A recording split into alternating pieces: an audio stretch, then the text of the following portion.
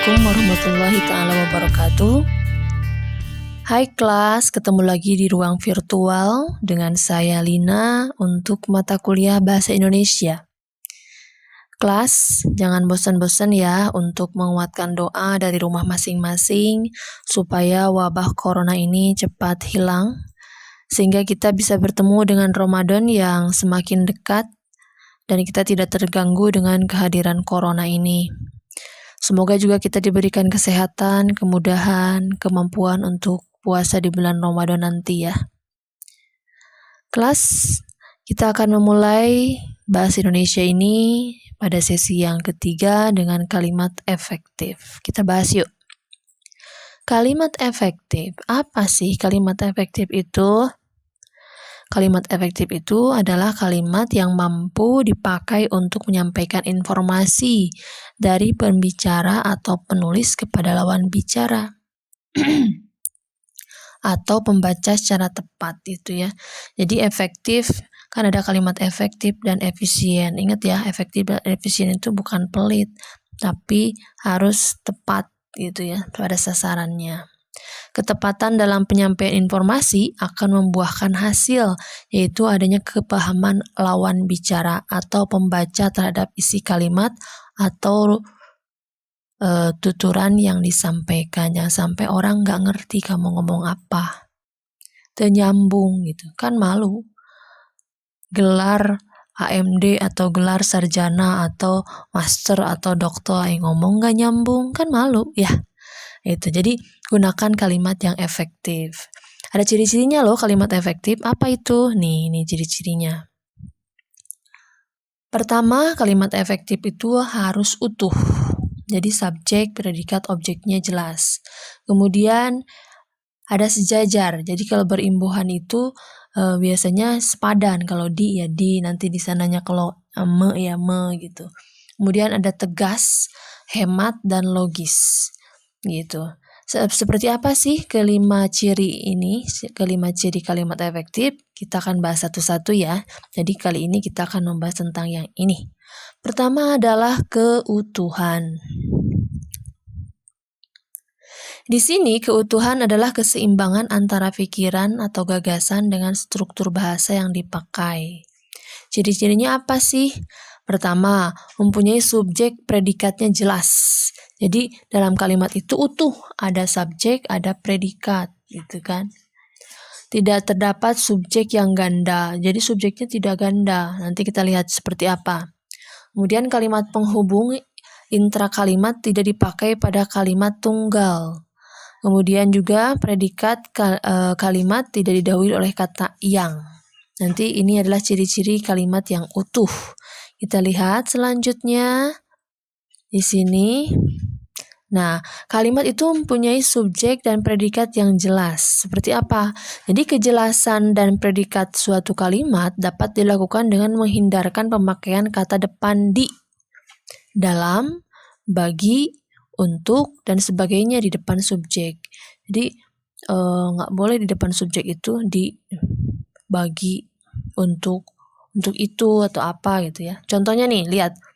Bagi semua mahasiswa perguruan tinggi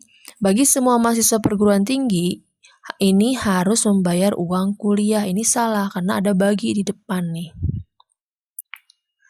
Cukup semua mahasiswa perguruan tinggi harus membayar uang kuliah gitu. Jadi tak perlu ada bagi atau dalam.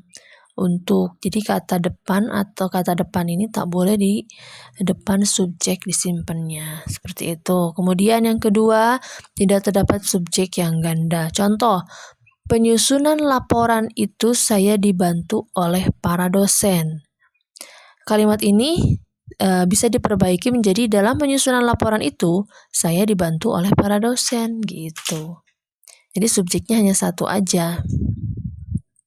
Kemudian yang ketiga, menempatkan kata hubung intra kalimat tunggal pada awal kalimat. Contohnya, kami datang agak terlambat, sehingga kami tidak dapat mengikuti acara pertama. Perbaikannya, kami datang agak terlambat sehingga kami tidak dapat mengikuti acara pertama. gitu. Atau kami datang terlambat, oleh karena itu kami tidak dapat mengikuti acara pertama. Jadi ada kata penghubung di sini.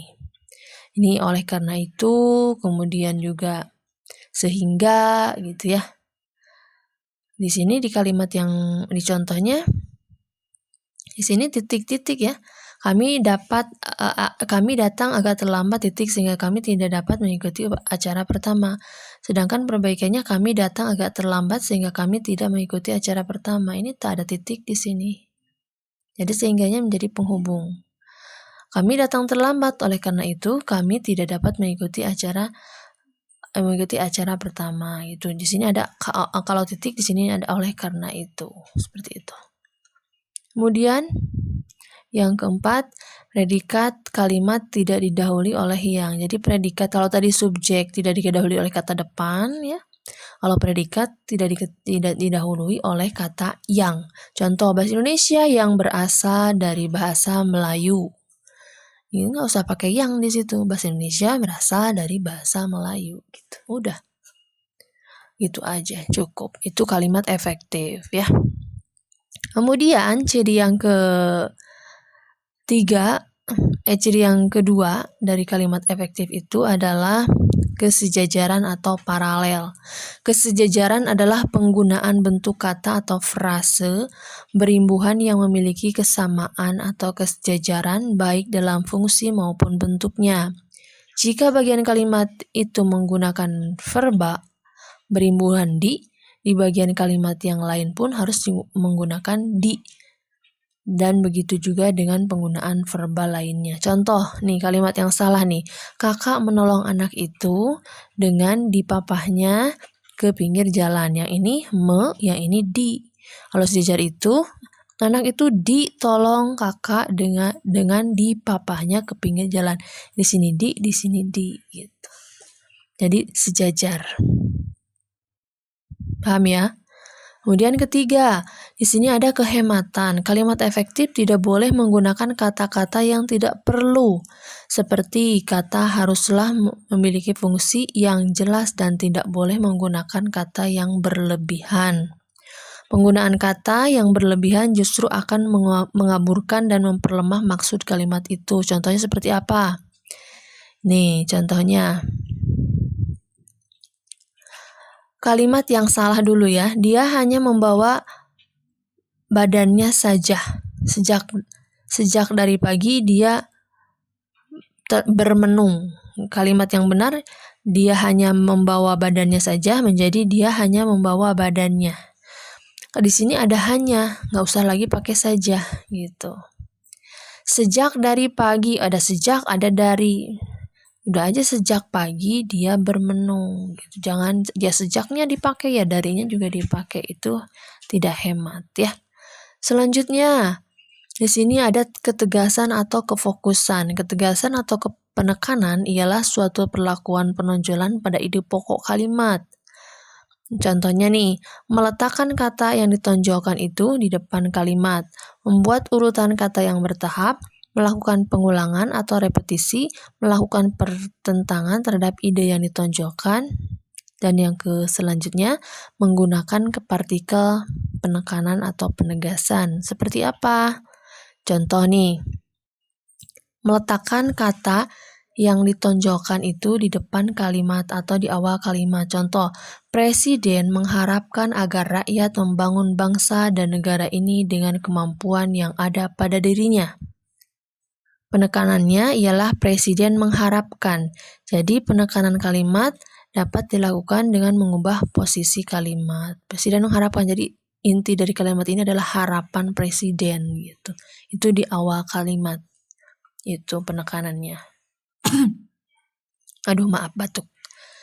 Selanjutnya, membuat urutan kata yang bertahap. Contoh, bukan 1000, sejuta, atau 100, tapi berjuta-juta rupiah telah disumbangkan kepada anak-anak terlantar. Seharusnya bukan 100, 1000, sejuta, tapi berjuta-juta rupiah telah disumbangkan kepada anak-anak terlantar. Di sini kan kalau yang di contoh pertama, Itu dari 1000 ke sejuta, baru ke 100. Harusnya kan dari 100 dulu, 1000, sejuta, naik terus bertahap, berurutan. Seperti itu. Kemudian pengulangan kata. Di sini ada melakukan pengulangan kata. Contohnya, saya suka kecantikan mereka. Saya suka akan kelembutan mereka. Jadi saya suka kayak si Mei Mei. Saya suka gitu. Jadi ini udah aja sekali, saya suka kecantikan dan kelembutan mereka. Cukup. Kemudian melakukan pertentangan ide. Di sini contohnya, anak itu tidak malas dan curang, tetapi rajin dan jujur. Di sini pertentangan, malas ada, rajin ada, curang ada, jujur ada. Sudah saja, anak itu rajin dan jujur. Berarti kalau rajin tidak malas, kalau jujur tidak curang. Begitu. Jadi melakukan pertentangan ide. Kemudian menggunakan partikel penegas. Contohnya, saudaralah yang bertanggung jawab. Saudaralah berarti hanya Anda gitu kan. Saudaralah yang bertanggung jawab. Terakhir adalah kelogisan ya. Jadi ciri kalimat efektif itu adalah logis. Yang dimaksud dengan logis ialah bahwa ide kalimat itu dapat diterima oleh akal dan penulisannya sesuai dengan ejaan yang berlaku. Kemarin ejaan yang terbaru adalah Bu Ebi ya. Perhatikan kalimat di bawah ini. Waktu dan tempat kami persilahkan. Ini biasanya MC ya. MC itu tong lepat. Tos belajar bahasa Indonesia mah kedah leres. Kalimat itu tidak logis, tidak masuk akal.